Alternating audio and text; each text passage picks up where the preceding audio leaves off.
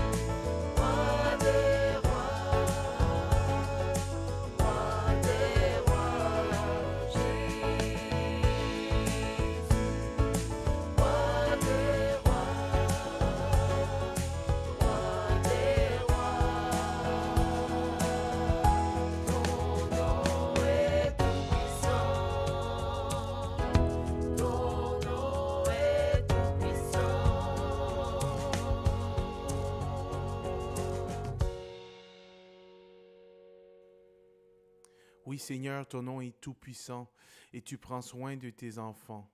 Emmanuel, Dieu est avec nous, tu es avec nous, même à travers l'épreuve. Tu prends soin de nous chaque instant, de chaque jour qui passe. Il s'occupe de moi.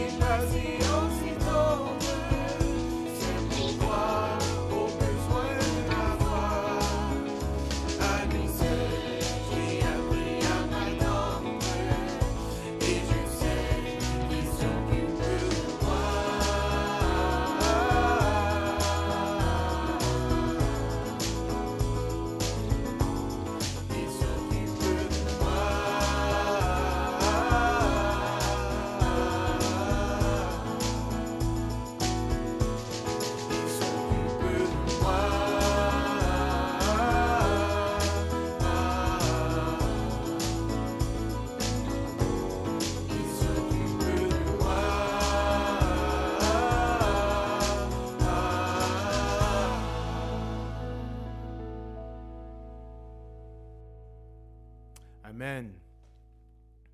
Notre appel à l'adoration cette semaine se trouve dans Matthieu 5, 14 à 16.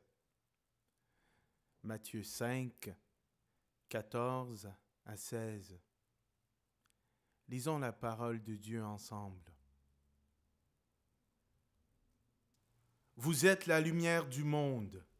Une ville située sur une montagne ne peut être cachée, et on n'allume pas une lampe pour la mettre sous le boisseau, mais on la met sur le chandelier, et elle éclaire tous ceux qui sont dans la maison. Que votre lumière luise ainsi devant les hommes, afin qu'ils voient vos bonnes œuvres et qu'ils glorifient votre Père qui est dans les cieux. Amen. Que le Seigneur bénisse la lecture de sa parole. Même dans ces moments de confinement, notre Seigneur Jésus règne sur tout et il nous appelle à être des lumières. Il nous appelle à rechercher la lumière pour rendre gloire à son nom, pour rendre gloire à son Père. Chantons ensemble notre prochain chant, au-dessus de tout.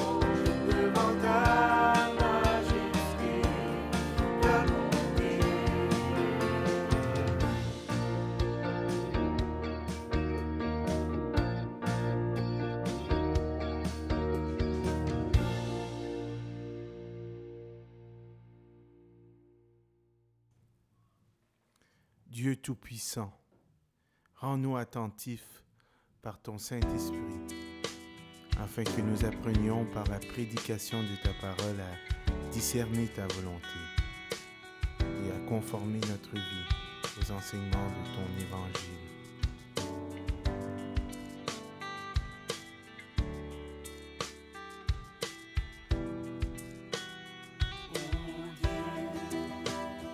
Vivant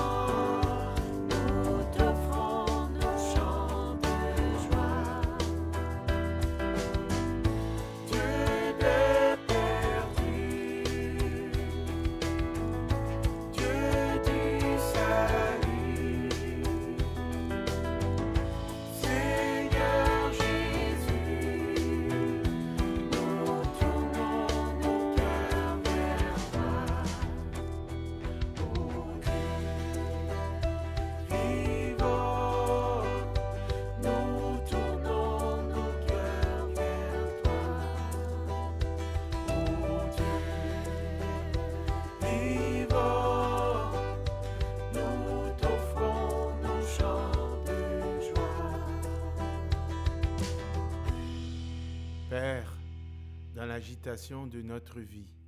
Aide-nous à faire silence en nous-mêmes et diriger nos pensées vers toi. Nous te cherchons. Tu es notre force et notre espérance. Merci Édouard et Naomi. Courbons-nous et prions, s'il vous plaît.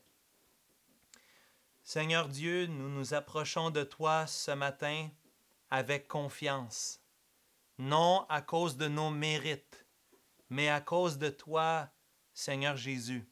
Ce que tu as accompli pour nous à la croix, tu as prouvé ton amour envers nous, alors que tu t'es donné à la croix pour nous.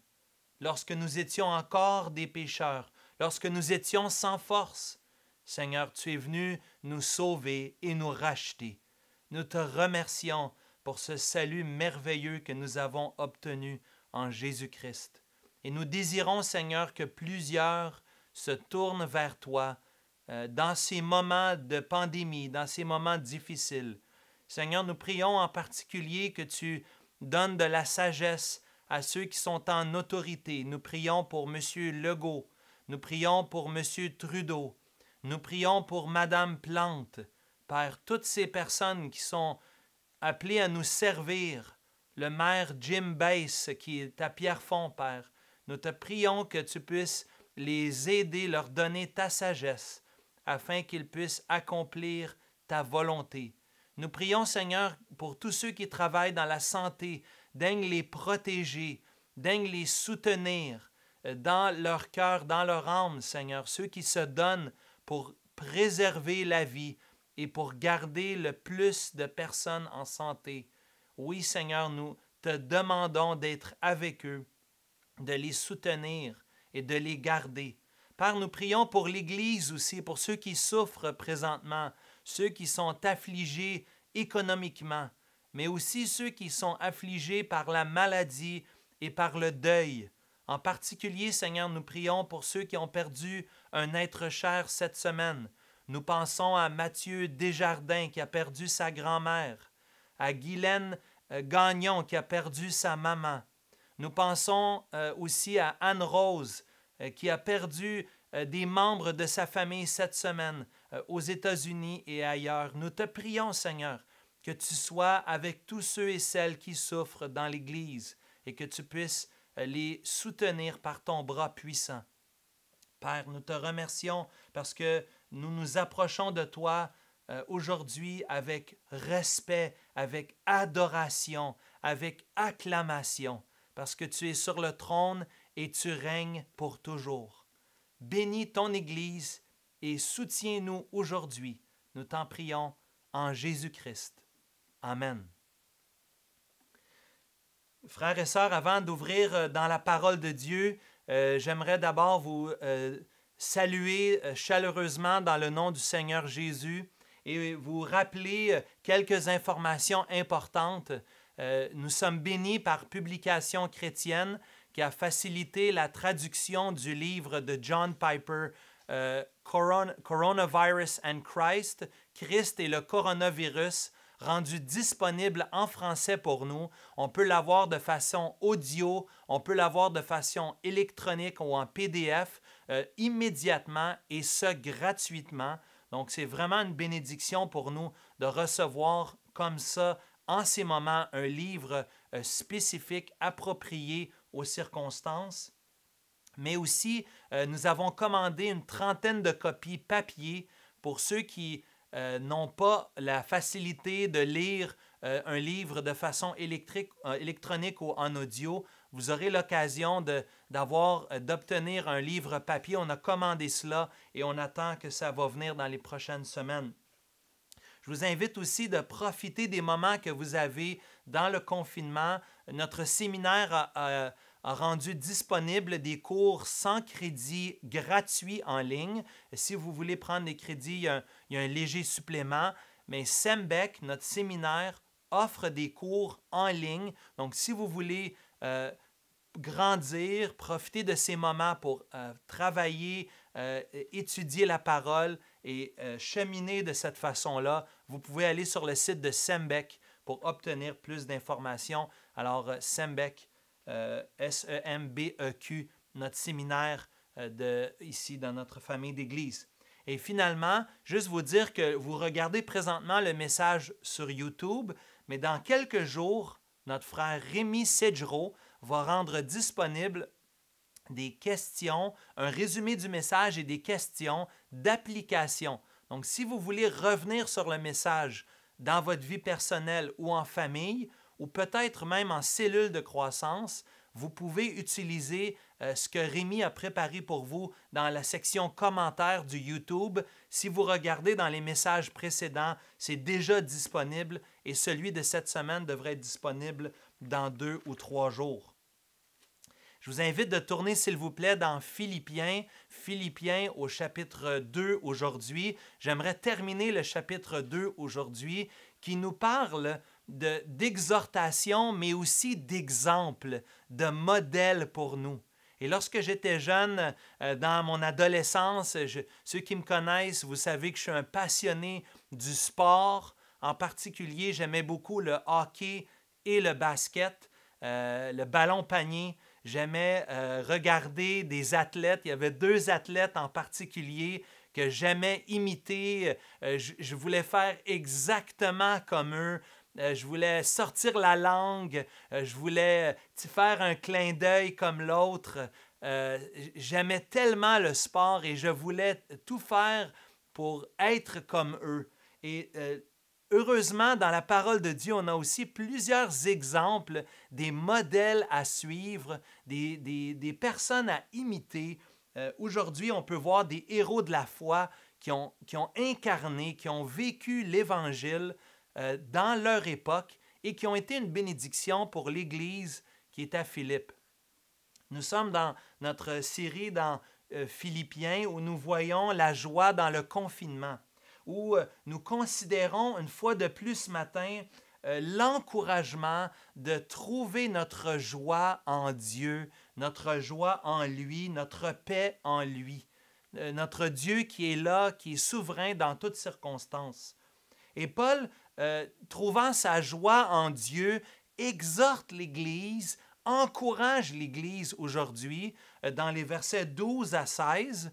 Et deuxièmement, il veut donner des exemples, des modèles de foi pour l'Église qui est à Philippe et pour nous dans les versets 17 à 30. Donc, les exhortations des versets 12 à 16 et les exemples dans les versets 17 à 30. Il faut se rappeler d'abord dans les exhortations que Paul avait déjà exhorté Philippe, cette Église qui est à Philippe, dans les versets 1 à 5. Paul, on a vu ça ensemble depuis les 2 dernières semaines. Paul avait enseigné que la clé de l'unité dans l'Église, c'est l'humilité et l'altruisme. L'humilité de regarder les autres comme étant au-dessus de nous-mêmes et l'altruisme de passer les intérêts des autres avant les nôtres. C'est la clé, c'est le secret de l'unité et Paul exhorte les Philippiens à chercher l'unité par l'humilité, par l'unité. Mais deuxièmement, dans les versets 5 à 11, on avait vu que Paul avait inséré le chant du premier siècle, de l'Église du premier siècle. C'était probablement un cantique dans les versets 6 à 11, un cantique que l'Église primitive chantait en se rappelant le modèle du Seigneur Jésus-Christ. Jésus étant le modèle par excellence d'humilité et d'altruisme. Rappelez-vous que le Seigneur Jésus avait descendu les marches d'escalier. Lui qui était égal avec Dieu s'est humilié, il a pris la forme d'un homme, d'un simple homme. Il s'est humilié jusqu'à la mort, même jusqu'à la mort de la croix. Jésus étant le modèle par excellence d'humilité et d'altruisme. Et après ce cantique, dans les versets 5 à 11, aujourd'hui on voit encore une exhortation. Paul veut encore parler au cœur des Philippiens et les exhorter dans les versets 12 à 16.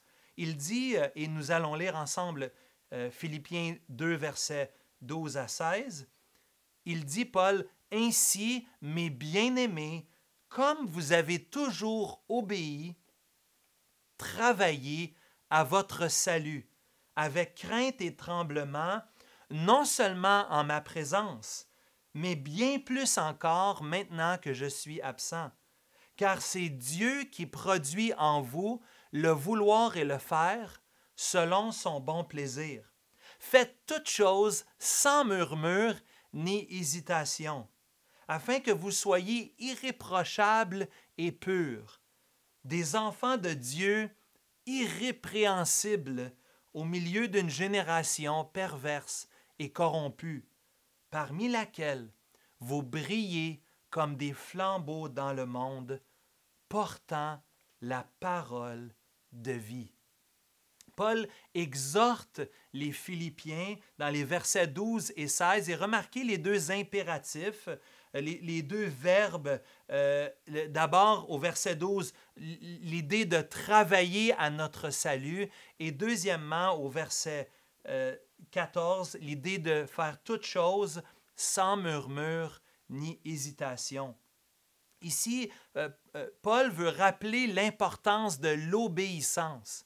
Oui, le Seigneur, il préfère l'obéissance aux holocaustes et aux sacrifices. C'est ce que Samuel dit à Saül dans 1 Samuel chapitre 15 au verset 22 et 23. Même dans l'Ancien Testament, mieux que des sacrifices, Dieu demande l'obéissance. Dieu veut pour ses enfants que nous obéissions. Et Dieu nous invite à l'obéissance. Remarquez au verset 8 du chapitre 2, remarquez l'exhortation au verset 12 à l'obéissance aux Philippiens, trouve d'abord sa source dans le verset 8, avec ce lien clair entre l'obéissance des Philippiens à la lumière de l'obéissance du Seigneur Jésus-Christ. Remarquez au verset 8, il est dit que le Seigneur Jésus s'est humilié lui-même, se rendant obéissant jusqu'à la mort, même jusqu'à la mort de la croix. L'obéissance, c'est la conséquence logique de notre salut. Notre salut nous amène à l'obéissance. Vous voyez le « ainsi » du verset 12 fait directement référence avec ce qui est précédé, la section qui précède dans les versets 1 à 11. Nous sommes invités d'obéir puisque le Seigneur Jésus-Christ a obéi lui-même.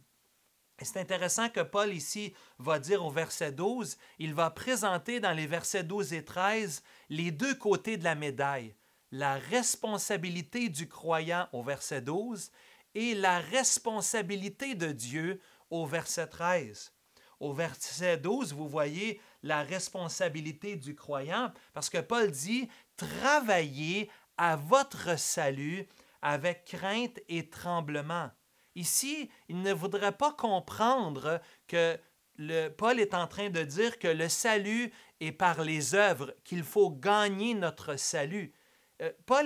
Certains se sont trompés dans l'interprétation, ont cru ici qu'il faut gagner notre ciel, il faut gagner notre salut, mais ce n'est pas l'enseignement de la parole de Dieu.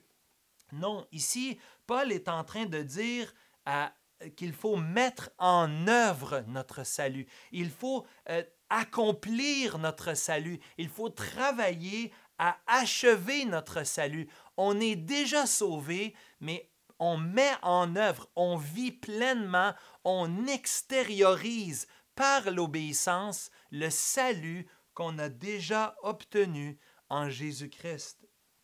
Remarquez ici au verset 12, au tout début du verset 12, Paul dit « Ainsi, mes bien-aimés ». Paul s'adresse aux croyants de l'Église. Paul ne s'adresse pas aux non-croyants. Il n'est pas en train de dire pour les non-croyants, les bien-aimés. Non, ici, le terme « bien-aimé » fait référence directe aux croyants de l'Église qui est à Philippe. La lettre est écrite vraiment aux Philippiens. Ça serait de se tromper d'adresse. Ce serait d'envoyer le courrier à la mauvaise place si on partageait ce verset-là à un non-croyant. Ce verset-là est envoyé directement à l'adresse d'un croyant pour qu'il puisse ouvrir et lire cette lettre et être transformé dans sa propre vie.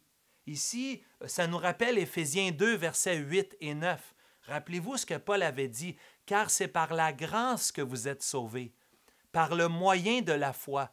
Cela ne vient pas de vous, c'est le don de Dieu. Ce n'est pas par les œuvres, afin que personne ne se glorifie. » On n'est pas sauvé par les œuvres, mais en même temps, Éphésiens 2, verset 10, et cela introduit le deuxième élément, le deuxième côté de la médaille dans Philippiens chapitre 2, si on prend comme passage parallèle Éphésiens 2, verset 10.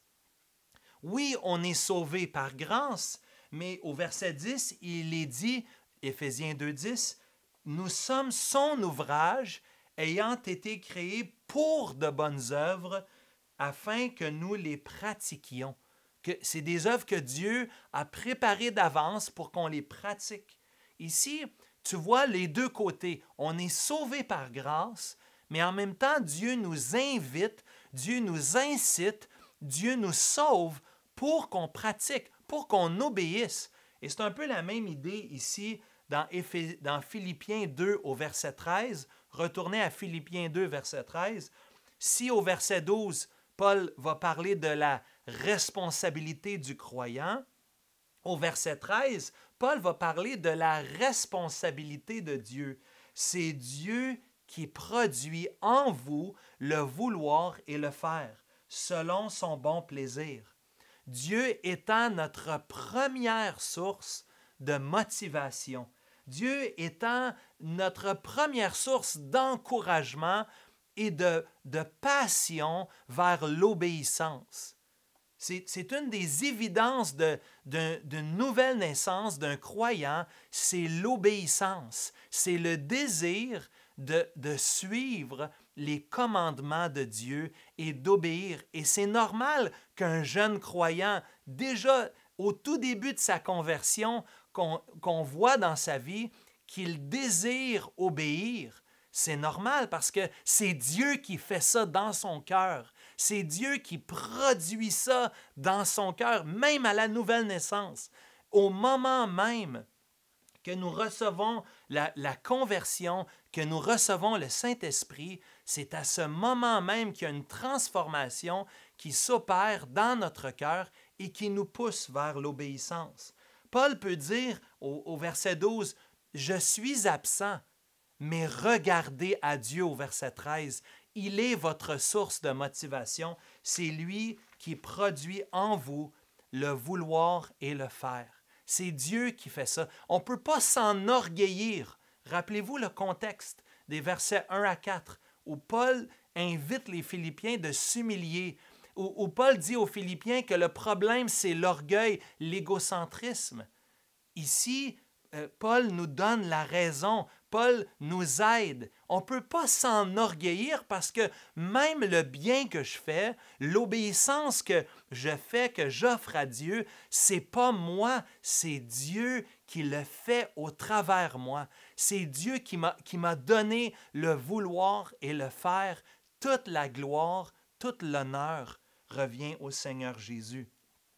Aujourd'hui, on a beaucoup de domaines d'application dans cette exhortation générale où on est tous invités à obéir à Dieu. On est tous invités à travailler à notre salut. Et peut-être depuis les dernières semaines de confinement, tu as réalisé, le Seigneur t'a fait voir par son esprit, par sa parole, tu as vu des domaines de ta vie où tu as de la difficulté d'obéir.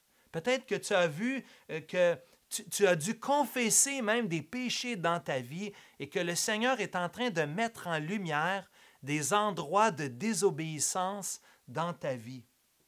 Ce qui est merveilleux, c'est que Dieu nous a mis ensemble, nous l'Église, pour qu'on puisse partager nos fardeaux, pour qu'on puisse aller ensemble et s'encourager dans notre vie, dans notre obéissance envers le Seigneur. On peut, malgré le confinement, appeler ou partager avec un ami ce que le Seigneur est en train de révéler à notre cœur.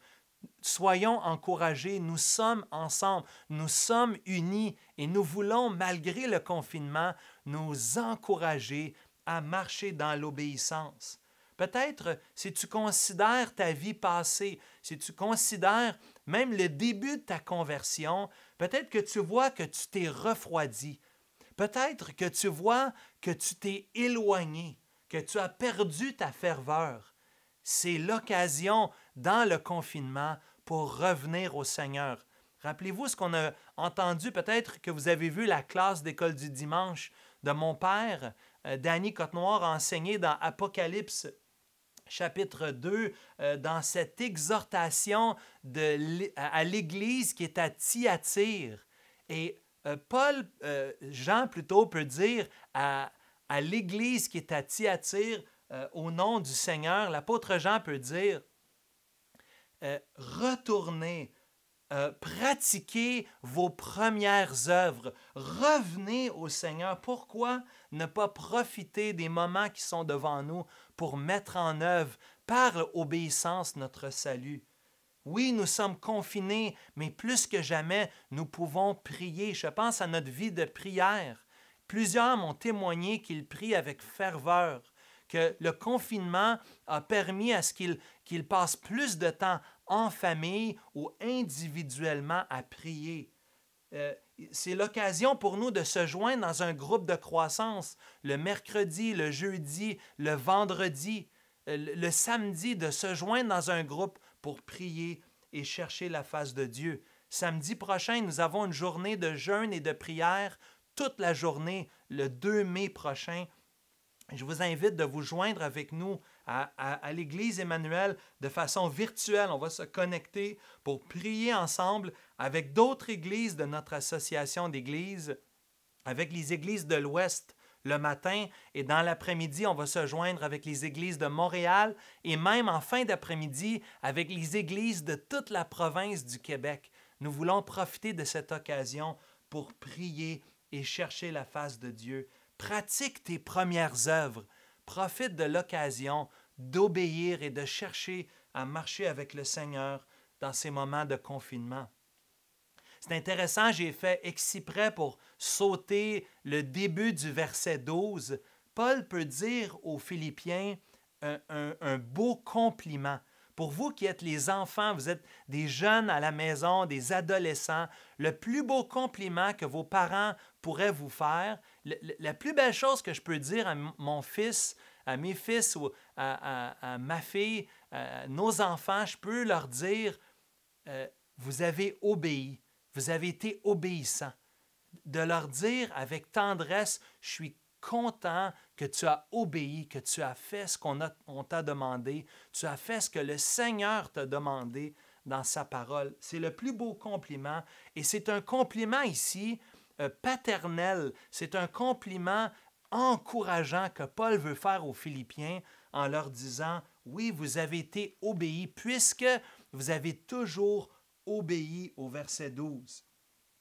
Comme vous avez toujours obéi, mais Paul veut en même temps les exhorter à persévérer. C'est un encouragement, mais aussi une exhortation de persévérer, de continuer dans l'obéissance, de ne pas lâcher, de ne pas lever le pied, mais de continuer d'obéir dans cette marche avec le Seigneur, dans notre marche de consécration et de maturité spirituelle devant Dieu.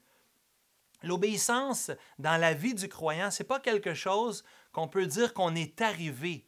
On ne peut jamais dire qu'on est arrivé. Au contraire, on est continuellement en train de travailler et d'œuvrer, de mettre en pratique notre salut. Donc l'obéissance est un défi pour nous et le sera jusqu'à notre mort de continuer de marcher avec le Seigneur. Même la parole nous dit que celui qui est debout prenne garde de ne pas tomber. C'est un danger. Le diable, souvent de façon rusée, nous amène à tomber dans le panneau de l'orgueil suite aux victoires que nous avons obtenues. Quand on a du succès dans nos affaires, généralement, on a tendance à se penser au-dessus de nos affaires et c'est là où on tombe, on glisse dans le péché de l'orgueil.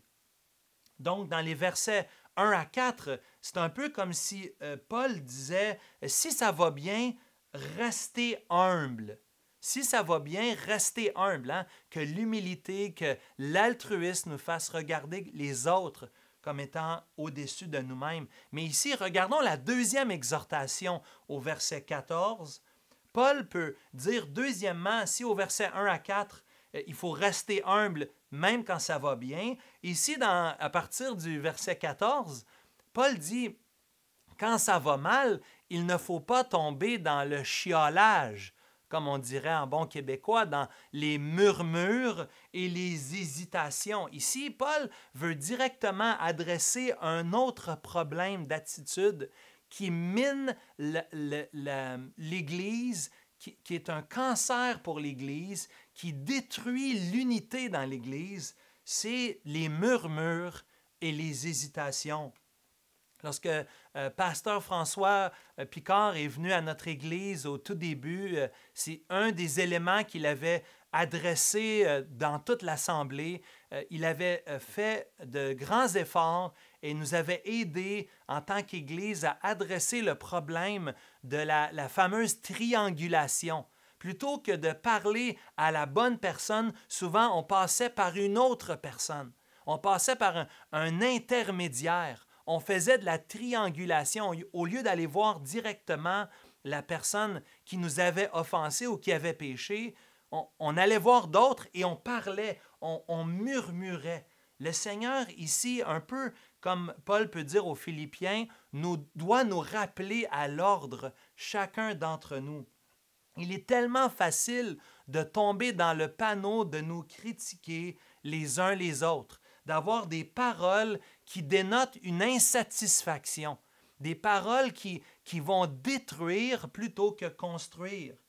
Et c'est certain qu'on doit interpréter le verset 14 à la lumière de toute la lettre que Paul adresse aux Philippiens, c'est-à-dire cette lettre où il y avait un problème d'unité, où il y avait un problème dans l'Église, malgré qu'il fait des beaux compliments d'obéissance à l'Église, Paul voit quand même un domaine important où il doit adresser le problème d'unité.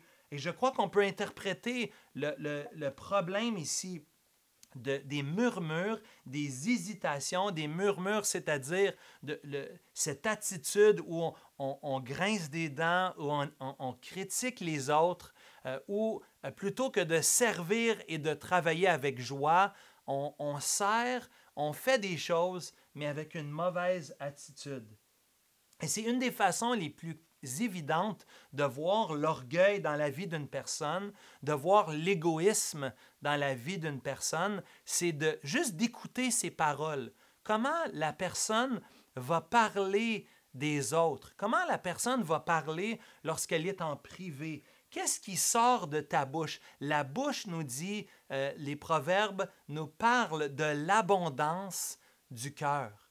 Et malheureusement, on a besoin de prendre conscience que les choses qu'on dit au sujet des autres, les critiques, les commentaires négatifs, destructifs, peuvent être un thermomètre dans notre vie spirituelle. Le péché de la langue est très facile pour chacun d'entre nous, que ce soit la calomnie ou la médisance. Et ici, il faut faire attention en tant qu'Église de ne pas tomber dans le jugement. Il est facile dans une Église comme la nôtre, qui a des gens de différents endroits, de différents milieux, de tomber dans le panneau de critiquer les autres au sujet des choix, des différences que nous avons avec eux. Il est possible pour nous de nous critiquer les uns les autres, de critiquer les leaders, de critiquer les responsables de ministère, les anciens, les ouvriers de l'Église. C'est tellement facile de tomber dans le jeu, dans le panneau des murmures et des hésitations. Et c'est un autre péché aujourd'hui qu'on peut confesser chacun d'entre nous, le péché de la langue, le péché qui dénote une attitude d'orgueil et d'égocentrisme dans notre cœur.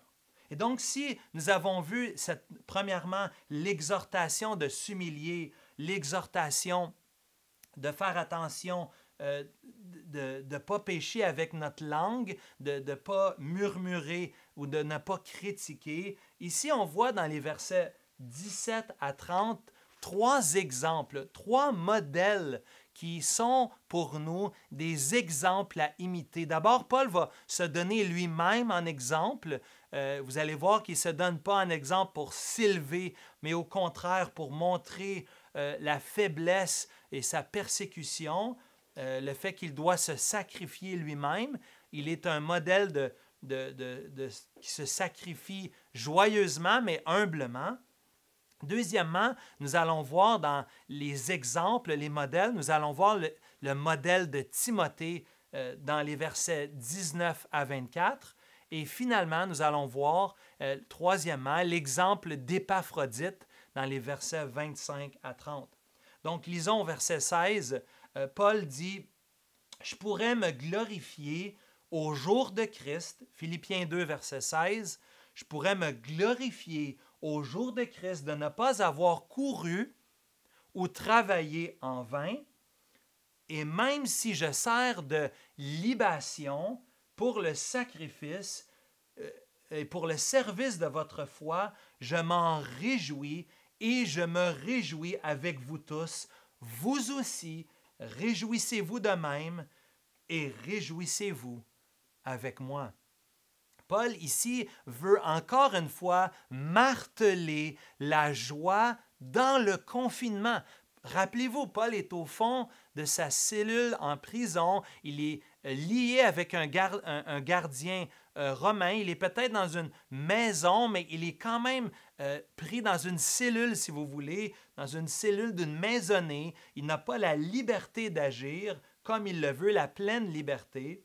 Mais Paul trouve sa joie dans l'obéissance, dans le sacrifice. Paul fait référence ici au verset 17 au fait qu'il est une libation. Ça, c'était le liquide qu'on versait sur l'offrande qui s'envolait en fumée dans les airs. C'était l'idée d'un liquide qui s'évaporait, qui était placé sur le feu du sacrifice.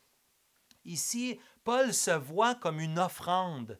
Paul se voit comme un exemple de sacrifice et de renoncement. Si le Seigneur Jésus est l'exemple ultime dans les versets 6 à 8 qu'on a vus il y a 2 semaines, Paul veut se donner lui-même en exemple, dire « Moi aussi, je continue à l'image de Christ, je continue d'être un exemple d'humiliation, d'être un exemple de renoncement et de sacrifice. » Nous voyons que la vie chrétienne, comme on a vu la semaine dernière, c'est une vie remplie de combats, remplie de difficultés à l'extérieur de l'Église, comme aussi à l'intérieur, malheureusement. Donc, on est invité à persévérer pour le service de votre foi. Vous remarquez, deuxièmement, qu'il dit au verset 17, Paul connecte ses souffrances à l'utilité des frères et des sœurs dans l'Église. Paul ne se voit pas déconnecter. Le prix qu'il paye, les sacrifices, ce qu'il doit offrir dans son corps, dans son emprisonnement, il le voit pour le bienfait des frères et des sœurs. Rappelez-vous ce qu'il avait dit dans Philippiens 1, verset 12. « Je veux que vous sachiez, frères, que ce qui m'est arrivé a plutôt contribué au progrès de l'Évangile. » Paul ne voit pas ses épreuves, son confinement, ses difficultés comme un sujet de tristesse, mais plutôt comme un sujet de joie et un sujet de faire avancer l'œuvre de l'Évangile, la conversion des gens, mais aussi ici, dans Philippiens 2 au verset 17, le progrès de la foi des frères et des sœurs. Et là, j'aimerais t'inviter de penser, de prendre un instant pour te remémorer des personnes que Dieu a utilisées dans ta vie, que Dieu a utilisées dans ta conversion, que Dieu a utilisées pour te faire grandir dans ta vie spirituelle. Pense à une ou des personnes, un frère précieux, une professeure d'école du dimanche, une dame de l'Église qui aimait raconter les histoires d'enfants ou qui t'amenait à prier. Peut-être que ce sont tes parents qui ont joué un rôle de modèle spirituel dans ta vie et qu'ils se sont sacrifiés pour toi. Peut-être que c'est un de tes premiers pasteurs qui a été un modèle pour toi. Pense à ceux qui ont contribué à ta vie chrétienne. Et Paul dit que ceux qui se sont sacrifiés pour toi, pour t'amener au salut, à l'Évangile, mais aussi pour ceux qui t'ont amené à grandir dans l'Évangile et qui, tout en se sacrifiant pour toi, en se donnant pour toi, Paul dit que cela est un sujet de joie. Paul dit que c'est un sujet de réjouissance. On devrait se réjouir. Les moments qu'on vit de confinement sont des moments pour nous de méditer et de réfléchir et de remercier le Seigneur pour ceux qui ont été des modèles. Et Paul ne peut pas le dire plus clairement. Regardez la fin du verset 17 et le verset 18. Paul le dit dans tous les sens. Je me réjouis avec vous, réjouissez-vous avec moi.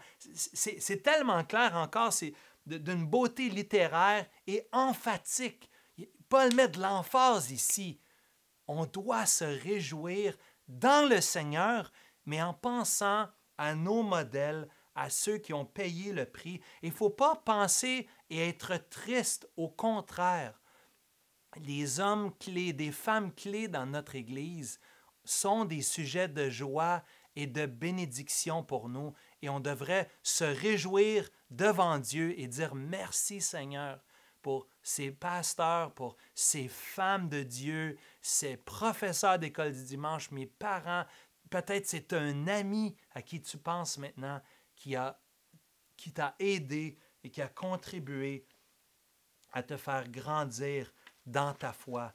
Quel exemple nous avons ici de Paul. Mais deuxièmement, on voit l'exemple de Timothée dans les versets 19 à 24. On va lire ensemble. Timothée, Paul dit, « J'espère dans le Seigneur Jésus vous envoyer bientôt Timothée, afin d'être encouragé moi-même en apprenant ce qui vous concerne, car je n'ai personne ici qui partage mes sentiments pour prendre sincèrement à cœur votre situation. Tous, en effet, cherchent leurs propres intérêts et non ceux de Jésus-Christ. Vous savez que Timothée a été mis à l'épreuve en se consacrant au service de l'Évangile avec moi, comme un enfant avec son père.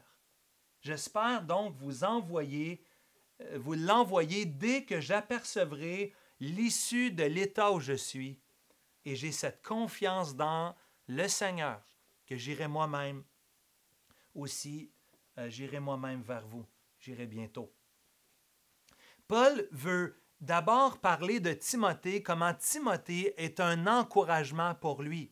Timothée est un encouragement pour lui, est une bénédiction pour lui. Paul peut parler de Timothée comme un fils bien-aimé.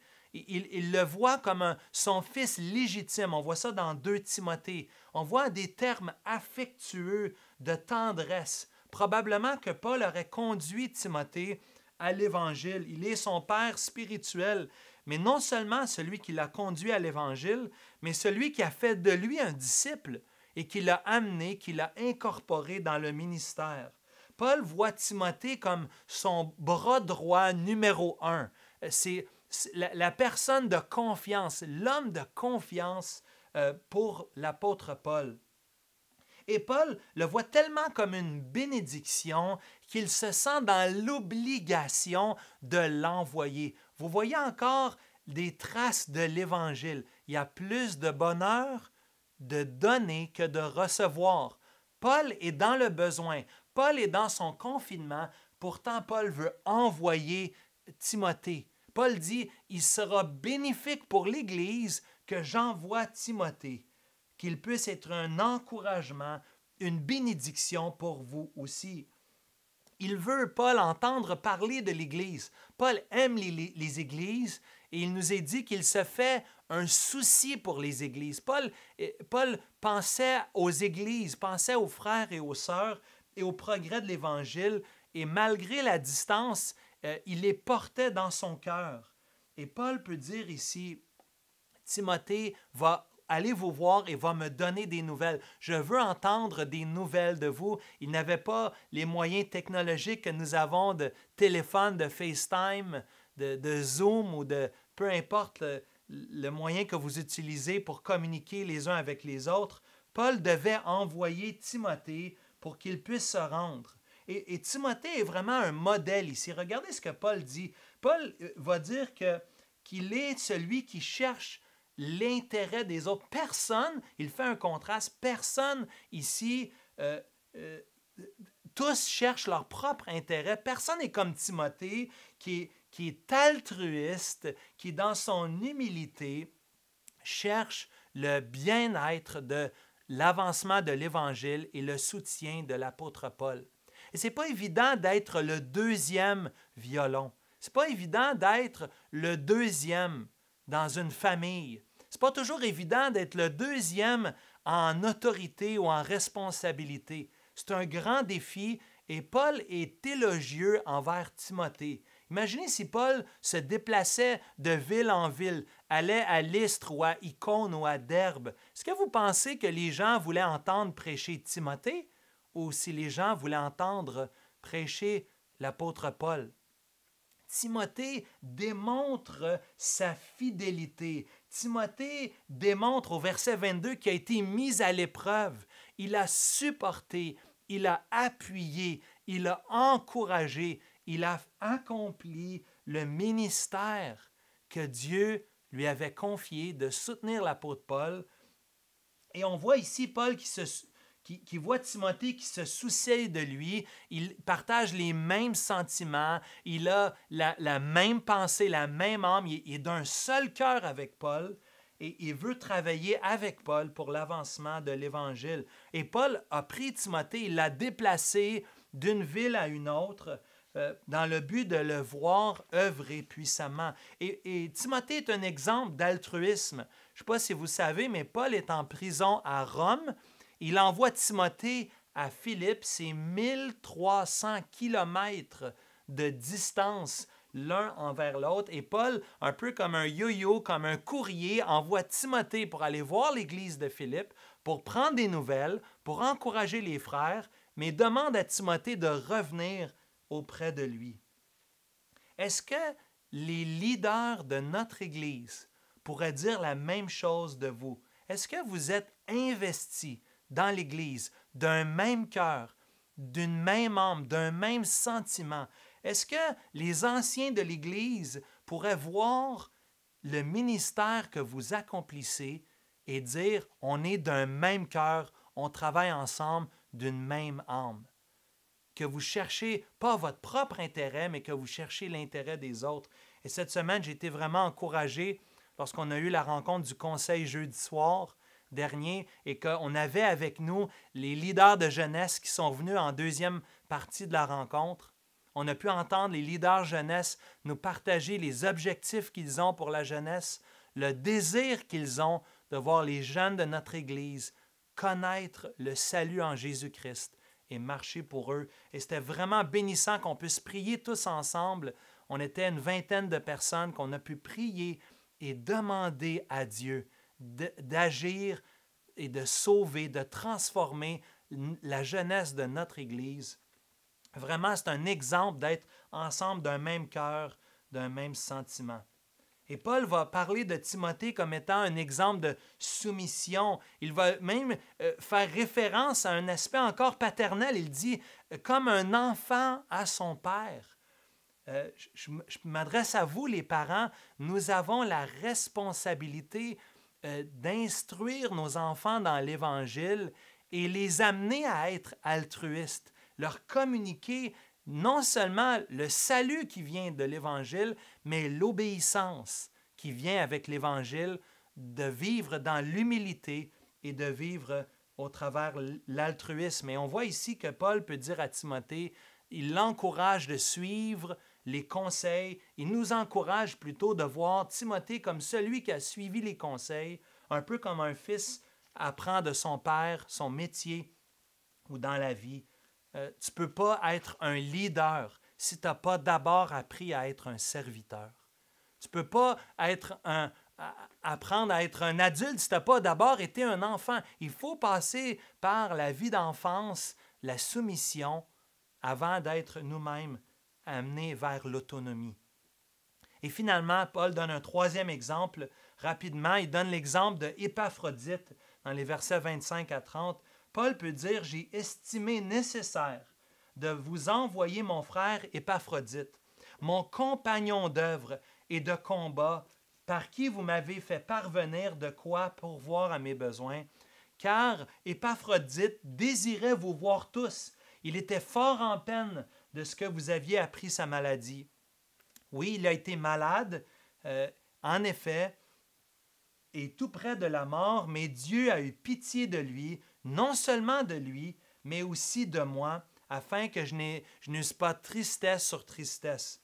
Je l'ai donc envoyé avec d'autant plus d'empressement, afin que vous vous réjouissiez de le revoir et que je sois moi-même moins triste. Recevez-le donc dans le Seigneur avec une joie entière et honorez de tels hommes, car c'est pour l'œuvre de Christ qu'il a été près de la mort, ayant exposé sa vie afin de suppléer à votre absence dans le service que vous me rendiez. Épaphrodite est peu connu dans le Nouveau Testament. Il est seulement mentionné ici dans la lettre de Paul aux Philippiens, Philippiens 2, versets 25 à 30 et Philippiens 4 au verset 18. Épaphrodite était quelqu'un de Philippe, un représentant. Est-ce qu'il était un ancien ou un diacre? Ce n'est pas clair, mais Paul le voit et le place dans un statut très important. Paul le voit comme un frère, Paul le voit comme un compagnon d'œuvre, un compagnon de combat, quelqu'un qui a soutenu et a supporté l'Évangile. C'est lui que l'Église qui est à Philippe, l'Église qui est à Philippe, les Philippiens avaient envoyé Épaphrodite voir l'apôtre Paul avec un soutien financier. Puisque Paul est emprisonné, il ne peut pas gagner des sous pour sa propre vie en faisant des tentes comme il avait l'habitude. Il avait besoin d'un soutien financier et les Philippiens avaient à cœur de soutenir, de prendre part à l'Évangile. Ils ont donné de l'argent via Épaphrodite, qui se trouve à être le Western Union ou le transfert Interac qu'aujourd'hui on aurait. À cette époque, il fallait envoyer l'argent avec une personne. Et c'est Épaphrodite qui représente l'Église qui est à Philippe et qui va voir l'apôtre Paul. Mais malheureusement, dans cette visite qu'il fait auprès de l'apôtre Paul en apportant du soutien financier, Épaphrodite tombe malade, tellement malade, gravement malade, qu'il malheureusement met sa vie en danger. Il est presque décédé. Paul voit l'importance ici de renvoyer Épaphrodite auprès de l'Église qui est à Philippe et il doit insister. Pourquoi il doit insister? Parce que possiblement l'Église qui est à Philippe aurait interprété le retour d'Épaphrodite comme s'il avait manqué de courage, comme s'il avait manqué de persévérance de rester auprès de l'apôtre Paul. Paul le renvoie, probablement avec Timothée, pour retourner vers l'Église qui est à Philippe, dans le but de fortifier, d'encourager les frères, parce que notre ami Épaphrodite avait passé par des moments de faiblesse et de maladie. Et Paul dit « pour votre joie ». Encore une fois, c'est tellement clair au verset 28 que Paul voit l'importance de réjouir le cœur des Philippiens en envoyant un des leurs.